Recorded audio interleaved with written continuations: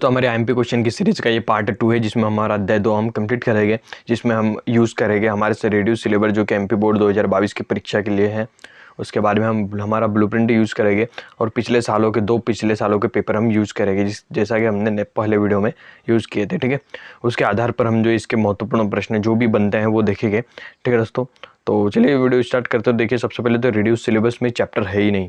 ठीक है, इस चैप्टर का नाम नहीं है, जैसे फर्स्ट वाले का नाम नहीं था, इसका भी नहीं है। मतलब इस चैप्टर से हमें सब कुछ पढ़ना है, इसमें से कुछ रिड्यूस नहीं हुआ है। ठीक है, चलिए बढ़ते हैं ब्लूप्रिंट की ओर। तो देखिए, ये जो 21-22 के लिए ब्लूप्रिंट है। ठीक है, 17-21-22 के लिए। तो चलिए कोई दिक्कत नहीं। तो यहाँ पर देखिए, रासायनिक अभिक्रियाएं एवं समीकरण, जो कि हमने पहला अध्याय पढ़ा था, उसके बाद में हमें पढ़ना है आज अम्ल क्षार एवं लवण।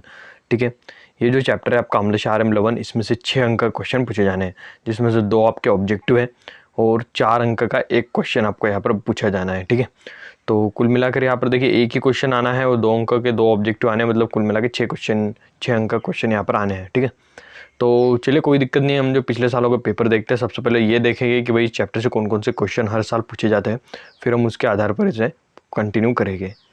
तो दोस्तों ये हमारे पास में 2019 का पेपर है। ठीक है, 2018 में जो एक एनसीईआरटी लागू नहीं हुआ था, इसलिए हम कंटिन्यू करेंगे 2019 के पेपर से। ठीक है, तो यहाँ पर देखिए 2019 का जो पेपर दिया हुआ है, तो यहाँ पर देखिए सबसे पहले तो हमें 2 ऑब्जेक्टिव आपके ढूंढने हैं, उसके बाद में 4 अंक का क्वेश्चन ढूंढना है। ठीक है, तो देखिए 2 ऑब्जेक्टिव अगर इस चैप्टर से बात करें तो चलिए हम ढूंढ लेते हैं। तो यहाँ पर तो हमें इसमें नहीं दिख रहे हैं। यहाँ पर देखिए एक ऑब्जेक्टिव इसमें भी नहीं है। हाँ, ये यहाँ पर एक ऑब्जेक्टिव हमें मिल जाता है, शुद्ध जल का पीएच मान क्या होगा। ठीक है, तो 7 होता है। तो ये उस चैप्टर का ऑब्जेक्टिव है जो कि पीएच से संबंधित है। और बाकी और हम एक ऑब्जेक्टिव ढूंढ लेते हैं, क्योंकि 2 ऑब्जेक्टिव का ब्लूप्रिंट में लिखा हुआ है। ठीक है, तो यहाँ पर हमारा दूसरा ऑब्जेक्टिव, तो दोस्तों फर्स्ट नंबर पे हमारा दूसरा ऑब्जेक्टिव हमें यहाँ पर मिल जाता है कि कोई विलेन लाल लिटमस को नीला कर देता है तो उसका पीएच मान क्या होगा। ठीक है, तो दोस्तों लाल मतलब लाल लिटमस है, मतलब उसका पीएच ये क्या है, अम्ल है, और अम्ल का पीएच क्या होता है, 7 से कम होता है। लेकिन ये क्या कर रहा है, लाल से नीला कर रहा है, मतलब ये क्या कर रहा है, क्षार बना रहा है। क्षार का पीएच क्या होता है, 7 से अधिक। तो इसमें जो भी 7 से अधिक कहूँगा वो टिक लग जाएगा, तो यहाँ पर 10 आपका जो है टिक लग जाएगा। ठीक है, तो यहाँ पर देखिए 2 ऑब्जेक्टिव हमें मिल चुके हैं जो कि पीएच मान से संबंधित है। अब हमें ढूंढना है 4 अंक का क्वेश्चन। तो देखते कौन सा क्वेश्चन 4 अंक में पूछा गया था। तो यहाँ पर देखिए 4 अंक में यहाँ पर देखिए 2 क्वेश्चन को मिलाकर एक क्वेश्चन बनाया गया था कि उदासीनीकरण अभिक्रिया क्या है, उदाहरण से परिभाषा लिखो, और विरंजक चूर्ण प्लास्टर ऑफ पेरिस के सूत्र लिखो। ठीक है, तो और अगर आप इन और ब को दोनों को मिलाकर लिखते तो आपको 4 अंक मिलेंगे, और आधा आधा लिखते तो आपको 2-2 अंक इसमें मिलेंगे। ठीक है, और इसके अथवा में पूछा गया था धोने का सोडा और बेकिंग सोडा के 2-2 उपयोग। ठीक है, तो काफ़ी इजी क्वेश्चन इसमें से पूछे गए थे। जब हम ये पढ़ेंगे आपका आईएमपी क्वेश्चंस पढ़ेंगे तो इसमें हम जो इसको कवर जरूर करेंगे। ठीक है, बढ़ते हैं नेक्स्ट की ओर। तो दोस्तों ये हमारा 2020 का पेपर है। ठीक है, अब चलिए इसमें से देख लेते हैं हम कि हमारे सबसे पहले 2 ऑब्जेक्टिव हम देख लेते हैं। तो यहाँ पर देखिए रिक्त स्थान में एक भी ऑब्जेक्टिव आपको यहाँ पर नहीं पूछा गया था। यहाँ पर अगर सही जोड़ी की बात करें तो सही जोड़ी में देखिए एक पूछा गया था आपको सिरका, तो सिरके का यहाँ पर एसिटिक अम्ल टिक लग जाएगा, ये आपका उस चैप्टर से पूछा गया था। ठीक है, एक ऑब्जेक्टिव हमने ढूंढ लिया। उसके बाद में चलिए नेक्स्ट ऑब्जेक्टिव हम ढूंढते हैं। तो यहाँ पर हमें नेक्स्ट ऑब्जेक्टिव, तो यहाँ पर देखिए नेक्स्ट ऑब्जेक्टिव हमें मिल जाता है जो कि आपका 2019 के पेपर में पूछा गया था, शुद्ध जल का पीएच मान क्या होता है। तो 7 होता है शुद्ध जल का पीएच मान। तो ये जो है ये एक ऑब्जेक्टिव भी हमने फाइंड कर लिया। अब चलिए 4 अंक का क्वेश्चन ढूंढते हैं हमारा एक, उसके बाद में हम जो हमारे चैप्टर की ओर कंटिन्यू करेंगे। ठीक है, तो यहाँ पर देखिए दोस्तों चैप्टर में यहाँ पर पूछा गया है कि प्लास्टर ऑफ पेरिस को आर्द्रता रोधी बर्तन में क्यों रखा जाता है। ठीक है, यहाँ पर आपको समीकरण सहित बताना है, और विरंजक चूर्ण का रासायनिक सूत्र 2-2 इसके उपयोग बताने हैं। ठीक है, तो ये भी काफ़ी आसान क्वेश्चन है, जब हम कवर करेंगे तो इसको भी जो है कवर कर लेंगे। ठीक है, तो हमें ये तो पता चल गया कि भाई इसमें से किस प्रकार के क्वेश्चन पूछे जा रहे हैं। ऑब्जेक्टिव में खासकर पीएच मान पर बल दिया जा रहा है। ठीक है, और जो 4 अंक का क्वेश्चन है, 4 अंक का क्वेश्चन में बस आपको थ्योरिकल क्वेश्चन पूछे जा रहे हैं, ज़्यादा डीप में नहीं जाया जा रहा है। ठीक है, तो चलिए बढ़ते हैं हमारे परीक्षा दिन की ओर और हम देखते हैं। तो दोस्तों इस चैप्टर से जो ऑब्जेक्टिव पूछे जा रहे हैं, ठीक है, तो सबसे पहले हम आपके सामने ऑब्जेक्टिव क्लियर करते हैं। तो देखिए दोस्तों, इसमें सबसे ज़्यादा पूछा जाता है वो पूछा जाता है पीएच मान के ऊपर। ठीक है, अब आपको जो है पीएच मान पहचानना आना चाहिए। ठीक है, हम इस बेसिस पे चल रहे हैं कि बिल्कुल आपको पीएच मान नहीं आता है। ठीक है, तो आप कैसे फाइंड आउट करेंगे। ठीक है, तो एक दोस्तों संख्या होती है 7। ठीक है, अब आप समझिए पूरा खेल है 7 का। अब जो जल है वो 7 है। ठीक है, जल का पीएच क्या होता है 7, क्योंकि जल ना ही खट्टा होता है, ना ही मीठा होता है, ना ही उसमें किसी प्रकार का स्वाद होता है। ठीक है, जल होता है उदासीन, तो इसका नंबर दे दिया 7। अब जो खट्टा होगा उसको लाएंगे 7 के नीचे, और जो कड़वा होगा उसको लेके जाएंगे 7 के ऊपर। अब जो खट्टा होगा यानी अम्ल होगा तो उसका पीएच मान क्या रहेगा, 6, 5, 4, और जो 7 से ऊपर रहेगा उसका क्या रहेगा 8, 9, 10। ठीक है, अब इसमें जो आते हैं क्षार, 7 से ऊपर वाले क्षार और 7 से नीचे वाले अम्ल। ठीक है, अब इसका कलर भी डिफाइन किया गया है कि भाई जो अम्ल होते हैं उनका लिटमस पत्र का कलर जो होता है वो होता है लाल, और जो है क्षार होते हैं उसके लिटमस पत्र का जो कलर होता है वो होता है नीला। ठीक है, अब आप समझिए, 7 है जल, जल से नीचे अगर आप आएंगे तो आपको मिलेगा अम्ल जिसका कलर होगा लाल लिटमस पेपर का, और 7 से ऊपर अगर आप जाएंगे तो मिलेगा आपको क्षार जिसका कलर होगा नीला लिटमस पेपर का। ठीक है, तो चलिए अगर आपको नहीं समझा तो चलिए हम आगे उदाहरण से आपको और समझा देंगे। तो आप देखिए कोई विलयन लाल से नीला हो रहा है तो इसका पीएच मान क्या होगा। ठीक है, 2019 में पूछा जा चुका है, हमने अभी भी देखा कि भाई कोई लाल है और वो क्या हो रहा है, लाल से नीला हो रहा है, मतलब ये लाल होगा तो मतलब वो 7 से कम इसकी पॉजिटिव होंगी, 7 से ऊपर जाएगा, नहीं आएगा 10। ठीक है, तो 10 आ जाएगा आपका। अगर आपको नहीं पीएच मान समझ रहे तो बिल्कुल आप वीडियो को पॉज करके वापस देखिए।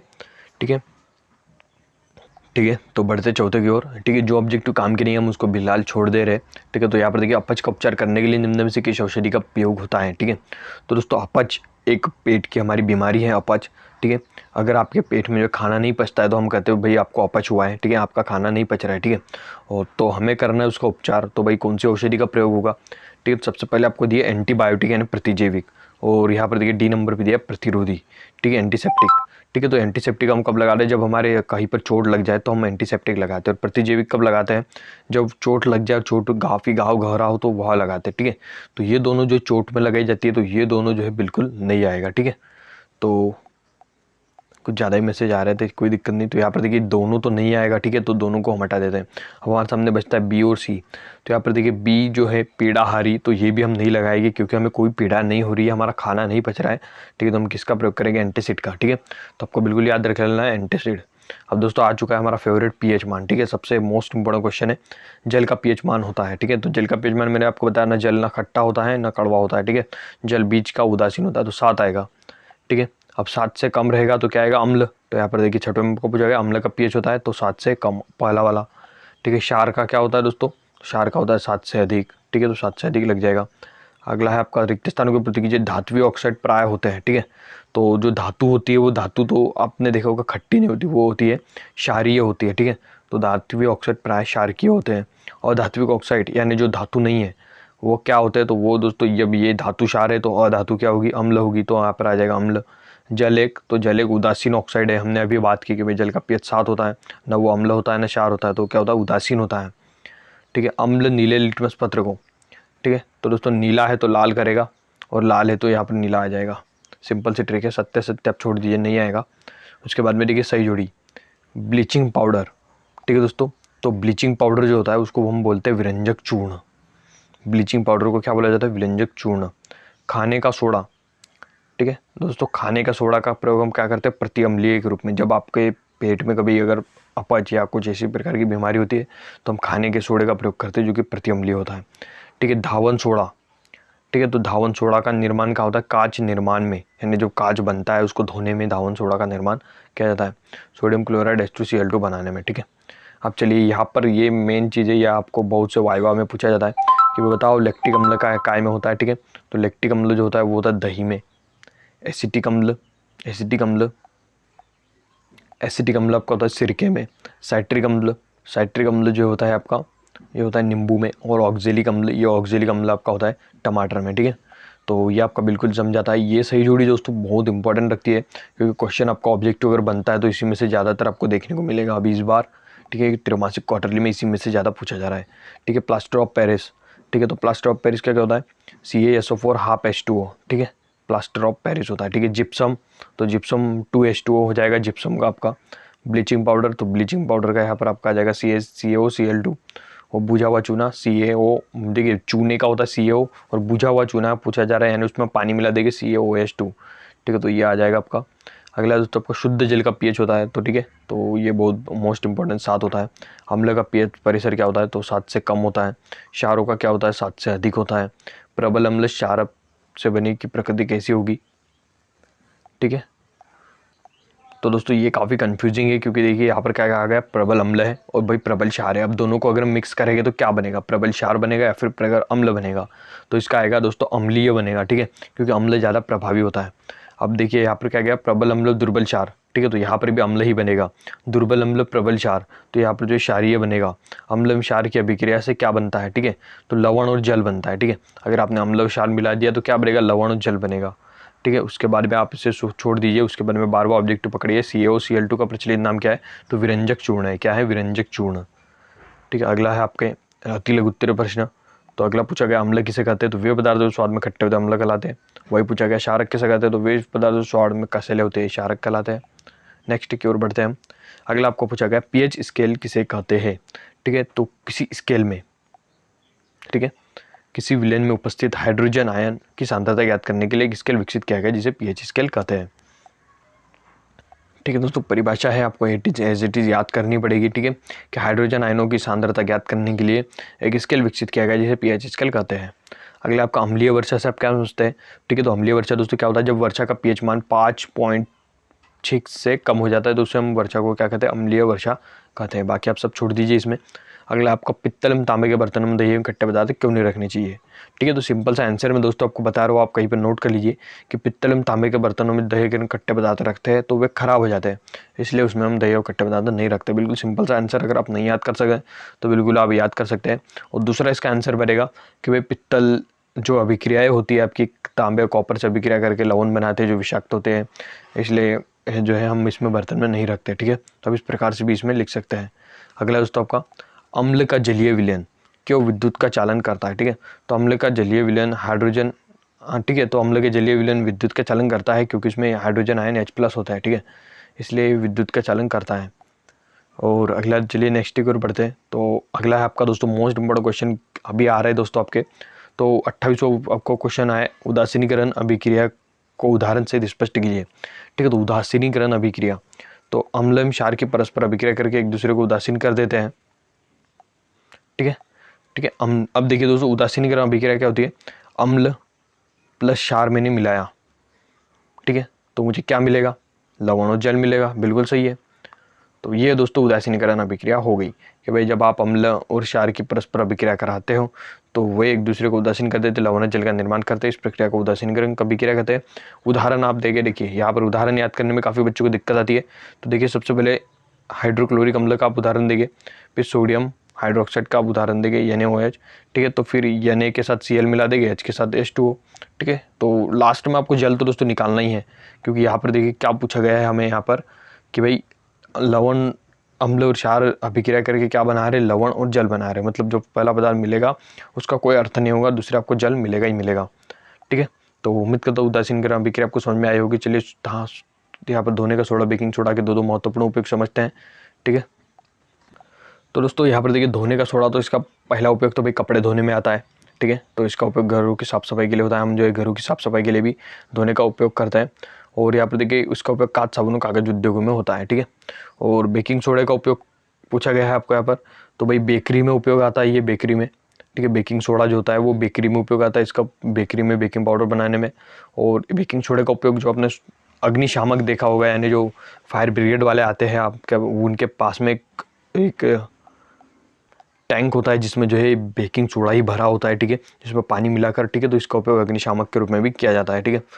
और अगला देखिए, अगला है यहाँ पर आपका क्या क्षारकीय विलयन H+ आयन होते हैं, अगर हाँ तो वे क्षारकीय क्यों होते हैं, ठीक है।